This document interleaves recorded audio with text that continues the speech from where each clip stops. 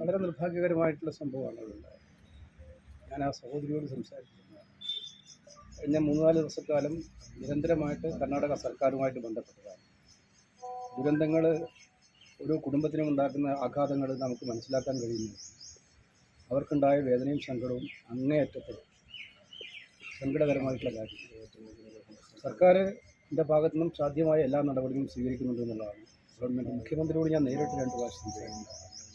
അദ്ദേഹം പറഞ്ഞിരിക്കുന്നു. നേരത്തെ തന്നെ ഏറ്റവും ഒടുവിലത്തെ കണ്ടെത്തലുകൾ നിങ്ങളെല്ലാം റിപ്പോർട്ട് ചെയ്യുക.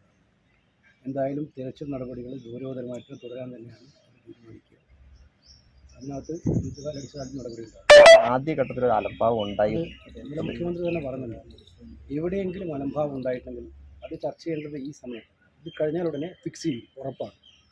എവിടെയെങ്കിലും അലംഭാവം ഉണ്ടായിട്ടുണ്ടെങ്കിൽ അവർ സമാധാനം പറയേണ്ടി വരും, സംശയം. അത് കോൺഗ്രസ് ഭരിക്കുന്ന സർക്കാരിന് അത്തരം ഉത്തരവാദിത്വം ഉണ്ട് എന്നുള്ളതാണ് എൻ്റെ വിശ്വാസം.